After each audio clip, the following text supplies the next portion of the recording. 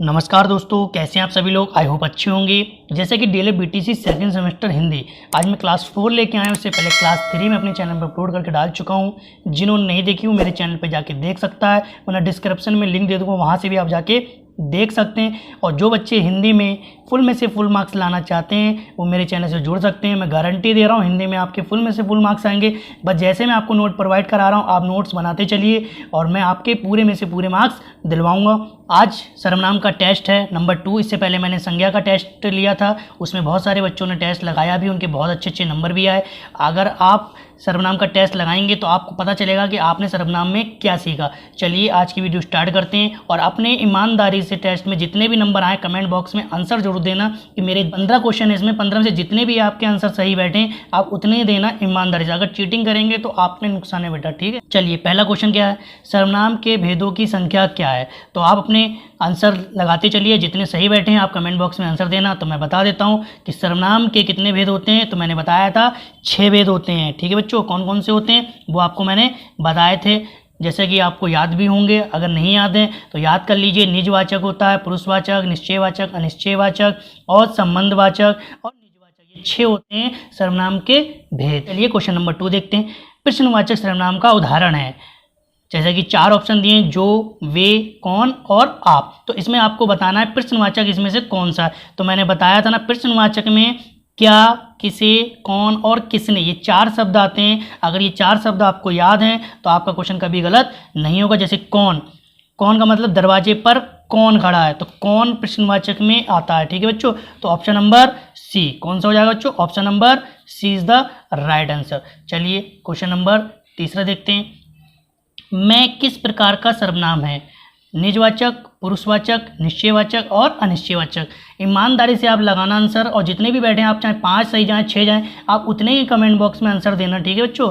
तो आपको मैं का बताना है। अब देखो मैं जो होता है ना वो अन्य पुरुष नहीं आएगा, मध्यम पुरुष भी नहीं होगा, तो ये कौन सा होगा, उत्तम पुरुष। उत्तम पुरुष का मतलब पुरुषवाचक के 3 प्रकार बताए थे मैंने, कौन कौन से, उत्तम पुरुष, मध्यम पुरुष और अन्य पुरुष, मतलब फर्स्ट पर्सन। तो मैं जो होता है ना वो फर्स्ट पर्सन होता है। कौन सा होता है बच्चों, फर्स्ट पर्सन। तो ये पुरुषवाचक का है, कौन सा है बच्चों, पुरुषवाचक का फर्स्ट पर्सन, ठीक है, उत्तम पुरुष, ठीक है। चलिए क्वेश्चन नंबर 4 देखते हैं। कोई किस प्रकार के सर्वनाम का उदाहरण है। 4 ऑप्शन दिए, प्रश्नवाचक सर्वनाम, अनिश्चयवाचक सर्वनाम, संबंधवाचक सर्वनाम और निजवाचक सर्वनाम। तो अपना कमेंट बॉक्स में आंसर देना जो भी आपका सही हो। चलिए मैं बता देता हूँ। कोई, अब कोई, दरवाजे पर कोई खड़ा है। अब कोई का मतलब आपको पता नहीं कौन खड़ा है, तो ये कौन सा हो जाएगा बच्चों, अनिश्चयवाचक। तो option number B is the right answer, ठीक है बच्चों। चलिए अगला देखते हैं क्वेश्चन नंबर 5। कौन आ रहा है, इस वाक्य में कौन पूछ रहा है ना, इस वाक्य में कौन, कौन सा सर्वनाम, मतलब कौन के बारे में पूछ रहा है, कौन। तो 4 ऑप्शन दिए, निजवाचक सर्वनाम, निश्चयवाचक सर्वनाम, संबंधवाचक सर्वनाम, निजवाचक सर्वनाम। ये 2 बार हो गया बच्चों, तो ये अनिश्चयवाचक सर्वनाम।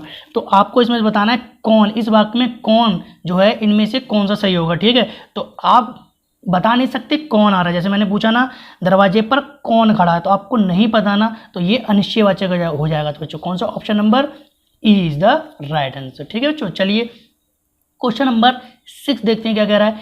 वह अच्छा है, इस वाक्य में वह कौन सा सर्वनाम है, वह। अब आपको बताना है वह जो है ये आपका कौन सा है, अन्य पुरुष। आपको पता नहीं आप तीसरे व्यक्ति की बात कर रहे हैं ना, तो option number C is the right answer, मतलब पुरुषवाचक का अन्य पुरुष। अगर ऑप्शन में अन्य पुरुष दिया है तो आप अन्य पुरुष लगाएंगे, नहीं दिया है तो पुरुषवाचक का लगाएंगे आप, ठीक है बच्चों।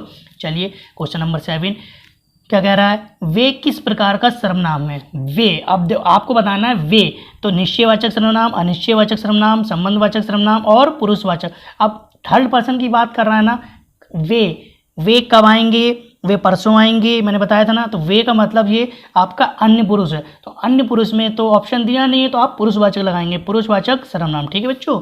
चलिए क्वेश्चन नंबर 8 देखते हैं क्या कर रहा है। जो, सो किस प्रकार का सर्वनाम है, संबंधवाचक सर्वनाम, प्रश्नवाचक सर्वनाम, निश्चयवाचक सर्वनाम और अनिश्चयवाचक सर्वनाम। टेस्ट जरूर लगाना बच्चों आखिरी तक, मैं गारंटी दे रहा हूँ एक भी क्वेश्चन इसमें से छूटने नहीं दूंगा आपका सर्वनाम में से।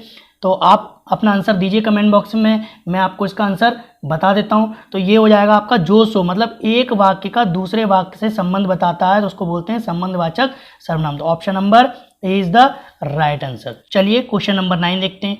तुम्हारा किस सर्वनाम का उदाहरण है, संबंधवाचक सर्वनाम, पुरुषवाचक सर्वनाम, प्रश्नवाचक सर्वनाम और अनिश्चयवाचक सर्वनाम। आप अपना कमेंट बॉक्स में आंसर देते रहिए, आपके देखते हैं कितने सही बैठते हैं। आपको बताना है तुम्हारा। अब आप बताइए तुम्हारा किस में आता है। ये आएगा आपका मध्यम पुरुष में। कौन सा आएगा बच्चों? मध्यम पुरुष। लेकिन इसमें मध्यम पुरुष तो ऑप्शन नहीं है, तो आप पुरुषवाचक का लगाएंगे, क्योंकि पुरुषवाचक के तो 3 प्रकार बताए थे मैंने, अन्य पुरुष, मध्यम पुरुष और उत्तम पुरुष। तो ये कौन सा आएगा बच्चों? पुरुषवाचक का तुम्हारा जो है ये सेकंड पर्सन, तुम्हारा है ना, तुम्हारा, मतलब ये आपका हो जाएगा मध्यम पुरुष। कौन सा हो जाएगा बच्चों? मध्यम पुरुष। चलिए क्वेश्चन नंबर 10 देखते हैं क्या कह रहा है। मुझे पुरुषवाचक सर्वनाम के किस रूप का शब्द है, मतलब मुझे जो है बताना है पुरुषवाचक का। अब देखिए पुरुषवाचक के तो होते हैं ये उत्तम पुरुष, मध्यम पुरुष और अन्य पुरुष, तो आपको ये बताना है मुझे। आपका हो जाएगा फर्स्ट पर्सन, मतलब आपका हो जाएगा ये उत्तम पुरुष। तो option number is the right answer. चलिए क्वेश्चन नंबर 11 देखते हैं क्या कह रहा है। यह कौन सा सर्वनाम है? यह पुरुषवाचक सर्वनाम, निजवाचक सर्वनाम, निश्चयवाचक सर्वनाम और संबंधवाचक सर्वनाम। तो आपको ये बताना है कौन सा हो जाएगा। तो यह दिस और दैट, तो इसका मतलब ये निश्चयवाचक हो जाएगा। कौन सा हो जाएगा बच्चों? निश्चय, मतलब यह घर मेरा है या यह कार मेरी है, तो ये निश्चयवाचक सर्वनाम। तो option number C is the right answer. चलिए क्वेश्चन नंबर 12 देखते हैं क्या कह रहा है। निम्नलिखित में कौन सा अनिश्चयवाचक सर्वनाम नहीं है? अब यहाँ पे पूछ रहा है नहीं है, तो देखिए कुछ पानी में कुछ गिर गया है, तो ये है। सब कुछ, मुझे कुछ भी बना है ना खाने में, सब कुछ दे दो, कुछ ना कुछ तो दे दो, तो ये सारे तो हैं अनिश्चयवाचक। इसमें पूछ रहा है नहीं है, तो जो और सो, जो और सो होते हैं वो आपके संबंधवाचक, मतलब जैसा करोगे वैसा भरोगे। तो option number D is the right answer. ठीक है बच्चों। चलिए क्वेश्चन नंबर 13 देखते हैं। मैं खुद ही खेत जोत लूंगा, इस वाक्य में खुद कौन सा सर्वनाम है? तो जाहिर सी बात है 4 ऑप्शन दिए, निश्चयवाचक सर्वनाम, निजवाचक, पुरुषवाचक और संबंध। तो खुद के लिए मैंने बताया था निज का अर्थ होता है स्वयं। तो option number B is the right answer. चलिए क्वेश्चन नंबर अगला देखते हैं क्या कह रहा है। क्वेश्चन नंबर 14, वह लड़का आ रहा, इस वाक्य में कौन सा सर्वनाम है? तो निश्चयवाचक सर्वनाम, निजवाचक सर्वनाम, पुरुषवाचक सर्वनाम और अनिश्चयवाचक। अब इसमें पूछ रहा है वह पूछ रहा है ना, इसमें आएगा। आप बताइए कमेंट बॉक्स में, आंसर अपने देते रहना। अगर गलत होगा तो कोई बात नहीं, आप टेस्ट जरूर देना, ठीक है। तो ये हो जाएगा आपका वह। अब देखिए यहाँ दिस और दैट का यूज़ नहीं कर रहे हैं। अब देखिए यहाँ पे वह जो है ना पुरुषवाचक में आता है, थर्ड पर्सन। मैंने कहा ना वह लड़का आज आया नहीं, तो इसका मतलब हम उसकी बात कर रहे हैं, तो ये पुरुषवाचक में आएगा बच्चों, ठीक है। अब यहाँ पे निश्चयवाचक में नहीं आएगा, क्योंकि निश्चयवाचक में यहाँ पे कोई वस्तु नहीं है, यहाँ लड़के की बात हो रही है, ठीक है बच्चों।